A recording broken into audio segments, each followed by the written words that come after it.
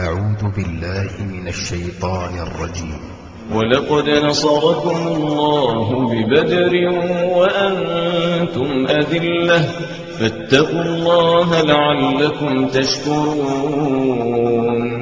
إذ تقول للمؤمنين ألن يكفيكم أن يمدكم ربكم ب3,000 من الملائكة منزلين بلى إن تصبروا وتتقوا ويأتوكم من فورهم هذا يمددكم ربكم ب5,000 من الملائكة مسومين وما جعله الله إلا بشرى لكم ولتطمئن قلوبكم به وما النصر إلا من عند الله العزيز الحكيم ليقطع طرفا من الذين كفروا أو يكبتهم فينقلبوا خائبين. ليس لك من الأمر شيء أو يتوب عليهم أو يعذبهم فإنهم ظالمون. ولله ما في السماوات وما في الأرض يغفر لمن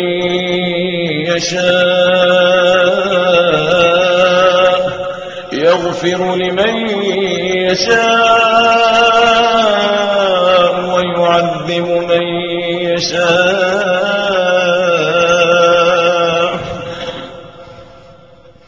والله غفور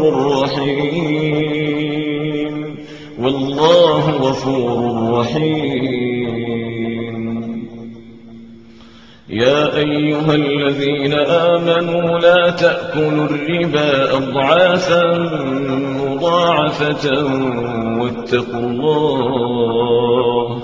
واتقوا الله لعلكم تفلحون.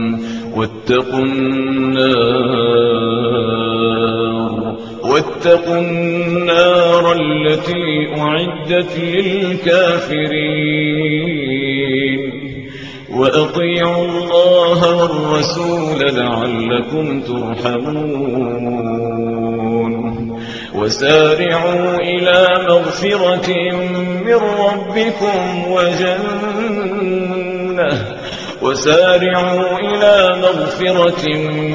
ربكم وجنة عرضها السماوات والأرض أعدت للمتقين الذين ينفقون في السراء والضراء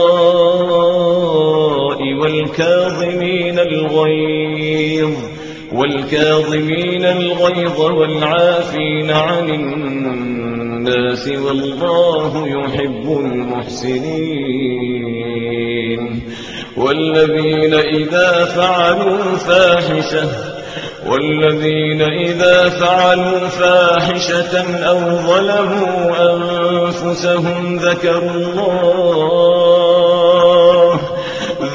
الله فاستغفروا لذنوبهم ومن يغفر الذنوب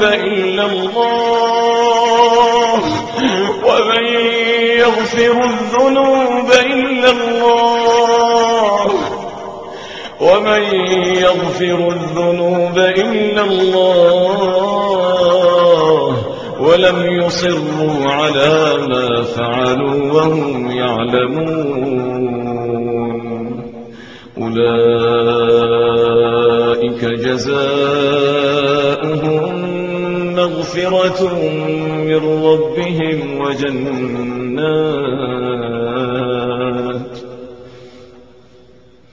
وجنات تجري من تحتها الأنهار خالدين فيها ونعم أجر العاملين.